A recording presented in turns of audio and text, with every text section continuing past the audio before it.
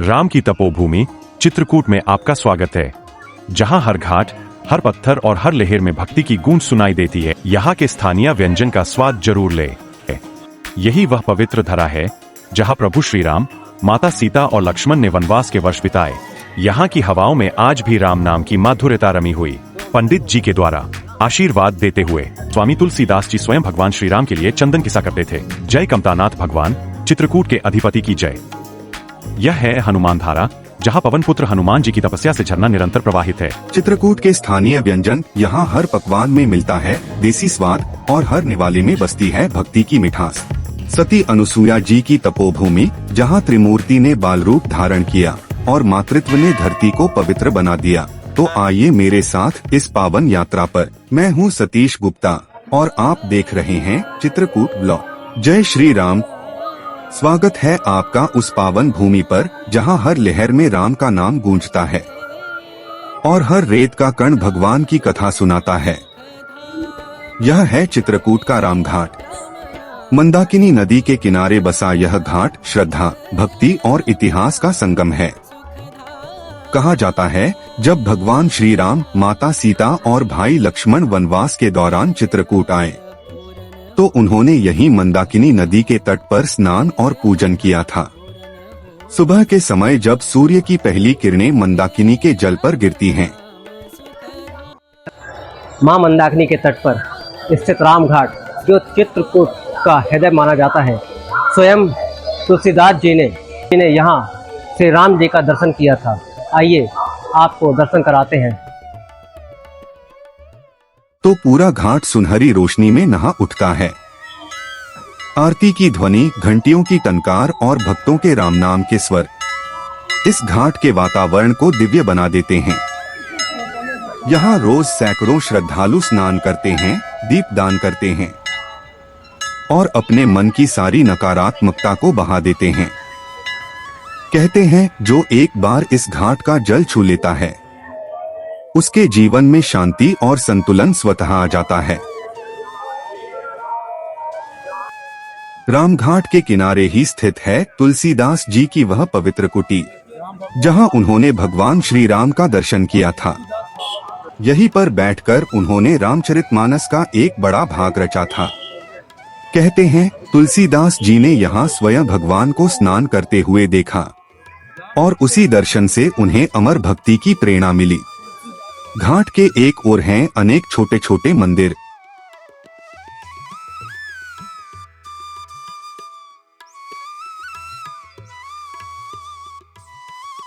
जैसे हनुमान जी का मंदिर, गणेश मंदिर और माता सीता की छोटी प्रतिमा।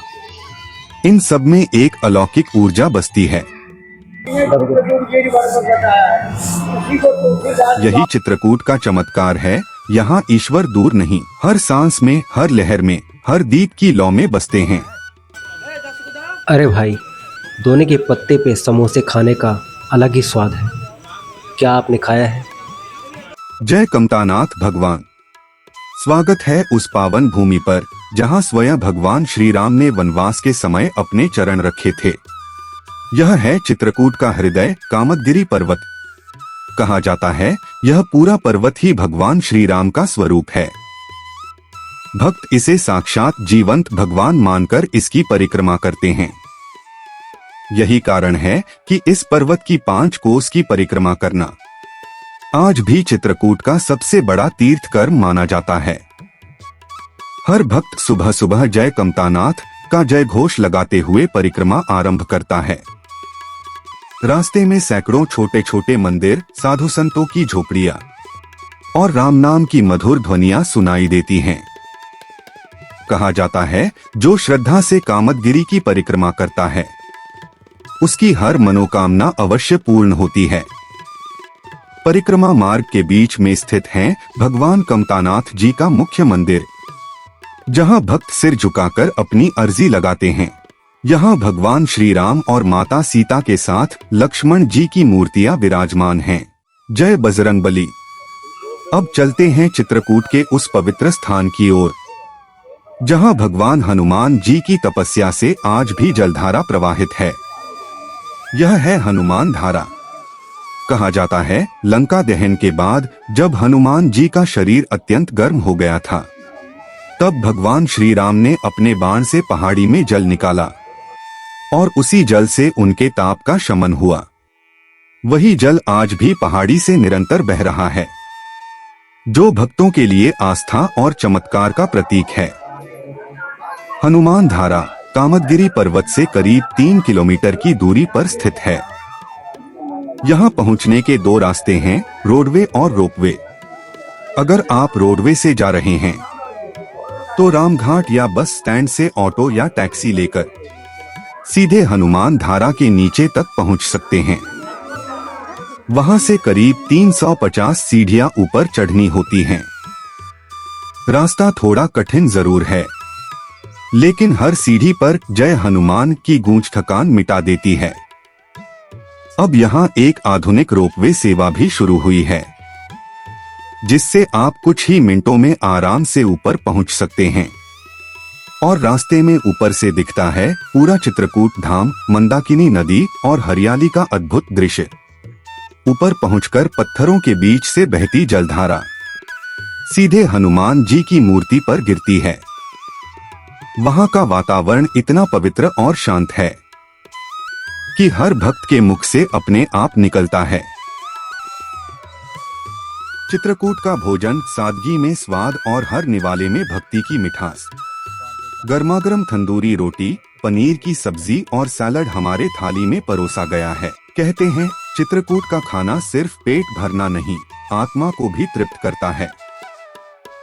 चित्रकूट से करीब 16 किलोमीटर दूर मंदाकिनी नदी के किनारे बसा यह आश्रम तपस्या और चमत्कारों की साक्षी भूमि है। कहा जाता है यही वह स्थान है जहां सती अनुसुया जी ने अपने पतिव्रत धर्म की शक्ति से त्रिमूर्तियों ब्रह्मा, विष्णु और महेश को बाल रूप में परिवर्तित कर दिया था।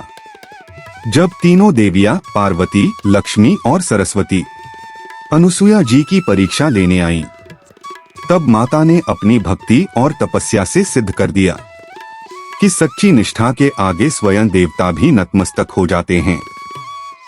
आज भी आश्रम परिसर में वह पवित्र स्थान है जहां माता अनुसुया जी ने तप किया था। यहाँ मंदाकिनी नदी का निर्मल जल बहता है और भक्त यहाँ स्नान कर माता से आशीर्वाद लेते हैं।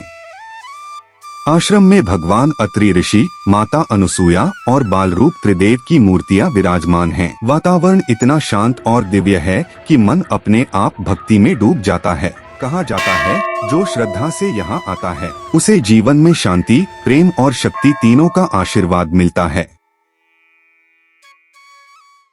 चित्रकूट की पवित्र भूमि पर स्थित है गुप्त गोदावरी गुफाएं। यह स्थान भगवान श्री राम, लक्ष्मण और माता सीता के वनवास काल की अनगिनत यादें समेटे हुए है। गुफा के प्रवेश के लिए टिकट काउंटर बाहर ही स्थित है। प्रवेश शुल्क 20 रुपीज वयस्क के लिए और 10 रुपीज बच्चों के लिए। यह टिकट दोनों गुफाओं के दर्शन के लिए मान्य होता है।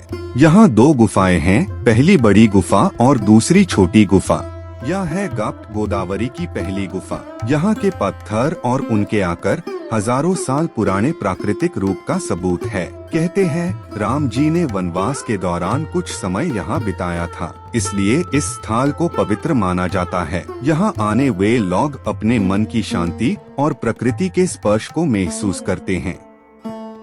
अब हम पहुँच गए हैं गुप्त गोदावरी की दूसरी गुफा के पास। ये जगह और भी रहस्यमय और अद्भुत है। गुफा के अंदर जाते ही ठंडा पानी घुटनों तक भरा मिलता है। यही पानी गोदावरी नदी का गुप्त प्रवाह माना जाता है। पत्थरों के बीच से बहते हुए पानी की धारा और उनकी ठंडक एक अलौकिक अनुभव देती है। कहते हैं यही वही स्थल है जहां भगवान राम और लक्ष्मण जी ने वनवास के दौरान स्नान और पूजा की थी। इसलिए इस गुफा का धार्मिक महत्व और भी बढ़ जाता है।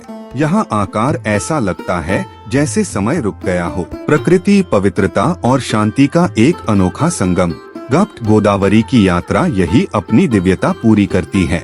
अगर आपको हमारा यह चित्रकूट यात्रा वृतांत पसंद आया हो तो वीडियो को लाइक करें, शेयर करें और सब्सक्राइब करें हमारे चैनल को। अगले वीडियो में मिलते हैं चित्रकूट के ही एक और पावन स्थल के साथ। तब तक के लिए जय श्री राम।